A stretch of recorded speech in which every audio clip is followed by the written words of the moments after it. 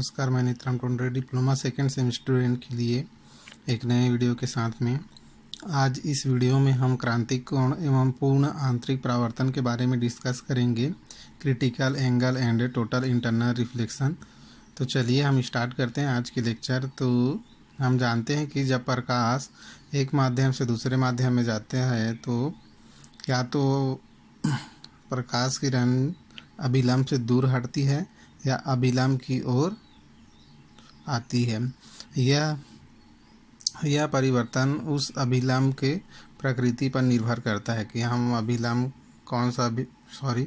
हम कौन सा माध्यम लिए हैं, उसके ऊपर निर्भर करता है। माध्यम की प्रकृति पर निर्भर करता है कि प्रकाश किरण अभिलंब से दूर हटेगा या अभिलंब की ओर आएगा। ठीक है, तो यहाँ देख सकते हैं हम ये जो फिगर दिखाया हुआ है, इसमें ये इंसिडेंट रे है, मतलब कि ये आपतित किरण है, और ये जो रे है बाहर निकल रहा है ये अपवर्तित किरण है, और ये जो डैश लाइन है, डैश लाइन बना हुआ है, ये लाइन है आपका अभिलंब है, और ये जो लाइन है रिफ्लेक्टेड रे, ये है आपका निर्गत किरण, परावर्तित किरण।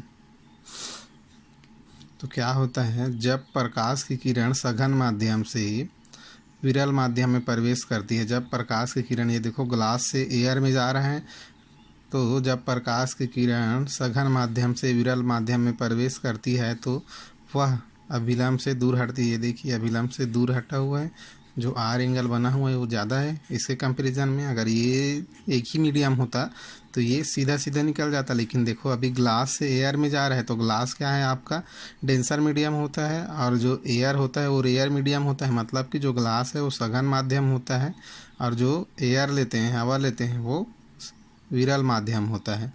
तो यहाँ देख सकते हैं, जब ये देखो ये कोई प्रकाश किरण है जो ये सघन माध्यम से विरल माध्यम में जा रहा है, तो ये देखो यहाँ अभिलंब है, ये अभिलंब से दूर हट के चल रहा है। देखिए ना, ऐसे अभिलंब के दूर हट के चल रहा है। यदि हम इस आपतन कोण आई का मान बढ़ाते जाते हैं, यदि हम आपतन कोण का मान बढ़ाते जाएं तो ये जो अपवर्तन कोण बना हुआ है इसका मान भी क्रमशः बढ़ते जाता है। इस स्थिति में जब आप अपवर्तन कोण, इस स्थिति में मतलब जब बढ़ाते जाएंगे इसको, देखो ये जो इंसिडेंट रे है इसको हम, इसके लिए जो ये आपतन कोण है आई, इसको अगर हम बढ़ाएंगे तो अपवर्तन कोण आर का मान भी बढ़ते जाता है। अब यदि जब अपवर्तन कोण का मान 90 डिग्री हो जाता है, मतलब कि ये जो एंगल बन रहा है इसका मान ये 90 डिग्री हो जाएगा, टोटल एंगल 90 डिग्री हो जाता है, तो वह आपतन कोण, मतलब जब आर का वैल्यू 90 डिग्री हो जाएगा तो उसके लिए जो आई का वैल्यू होगा वह कोण क्रांतिक कोण कहलाता है। एक बार ध्यान से सुने, यदि आपतन कोण का मान क्रमशः बढ़ाया जाए तो अपवर्तन कोण का मान भी बढ़ते जाता है। इस स्थिति में जब अपवर्तन कोण का मान 90 डिग्री हो जाता है, जब अपवर्तन कोण का मान 90 डिग्री हो जाता है तो वह आपतन कोण क्रांतिक कोण कहलाता है। इसको हम ये देखिए फिगर में देख सकते हैं, ये फिगर में देखिए, ये देखिए ये इंसिडेंट रे है, आई का मान IC, मतलब ये जो आई है आपतन कोण है और क्रिटिकल एंगल है। तो यहाँ देखिए ये 90 डिग्री हो गया, आपका रिफ्लेक्टेड रे का एंगल 90 डिग्री बन गया। तो ये जो एंगल बनेगा आई आपतन कोण, वो क्या कहलाएगा आपका IC, मतलब कि क्रिटिकल एंगल बनेगा। ये IC क्रिटिकल एंगल, क्रांतिक कोण। अतः जब प्रकाश की किरण सघन माध्यम से विरल माध्यम में प्रवेश करती है तो सघन माध्यम का वह आपतन कोण जिसके लिए विरल माध्यम, ये देखो ये विरल माध्यम है, विरल माध्यम में अपवर्तन कोण 90 डिग्री का होता है, उसे चरम कोण या क्रांतिक कोण, क्रिटिकल एंगल कहते हैं। क्लियर? एक बार ध्यान से सुनेंगे, जब प्रकाश किरण सघन माध्यम से विरल माध्यम में प्रवेश करती है तो सघन माध्यम का वह आपतन कोण जिसके लिए विरल माध्यम में अपवर्तन कोण 90 डिग्री का होता है उसे चरम कोण या क्रांतिक कोण कहते हैं। अब यदि आपतन कोण का मान और बढ़ाया जाए, यदि हम इसको और बढ़ाएंगे तो प्रकाश का अपवर्तन नहीं होता और वह इसी सघन माध्यम में वापस लौट आता है। यह घटना पूर्ण आंतरिक परावर्तन कहलाता है।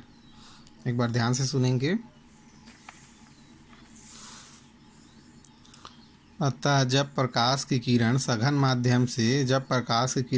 माध्यम से विरल माध्यम में प्रवेश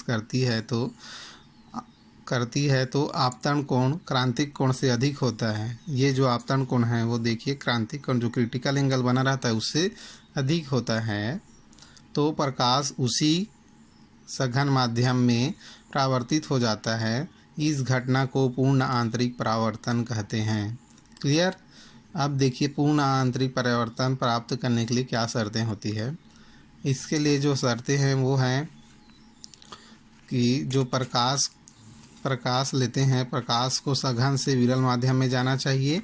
और दूसरा है, अब हम क्रांतिक कोण में अपवर्तनांक में संबंध देखेंगे, relation between critical angle and refractive index.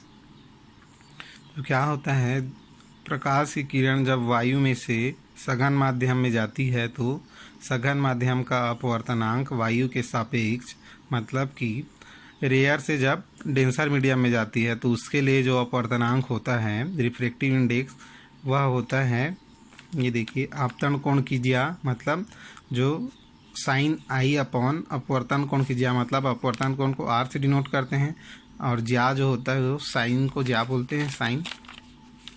तो ये हो जाएगा sine I upon sine R. जब प्रकाश रेयर मीडियम से डेंसर मीडियम में जाता है, मतलब कि गैस से ग्लास में जाए, कांच में जाए। क्लियर। अब जब प्रकाश किरण डेंसर मीडियम से सघन माध्यम से विरल माध्यम में जाती है तो इसके लिए जो अपवर्तनांक होता है उसका वैल्यू होता है 1/μ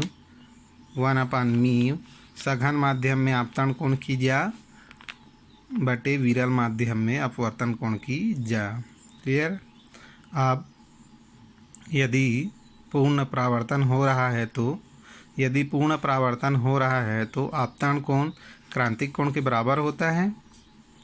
तो इसी स्थिति में क्या हो जाएगा, अपवर्तनांक के लिए फार्मूला हो जाएगा 1/μ आपतन कोण की जगह हम क्रांतिक कोण भी ले सकते हैं, क्योंकि पूर्ण आंतरिक परावर्तन होता है तो जो आपतन कोण होता है वह क्रांतिक कोण के बराबर होता है। तो इस स्थिति में अपवर्तनांक हो जाएगा क्रांतिक कोण की ज्या बटे अपवर्तन कोण की ज्या।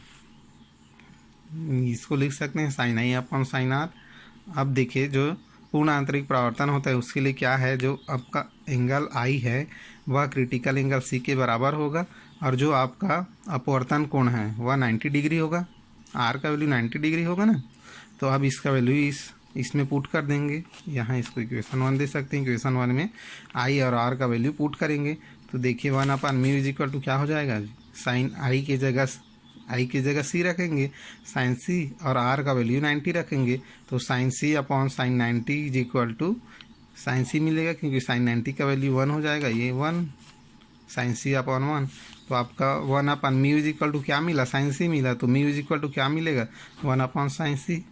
यही आपका ये रिफ्रैक्टिव इंडेक्स और ये क्रिटिकल एंगल, उनके बीच में रिलेशन होता है। क्लियर हो गया।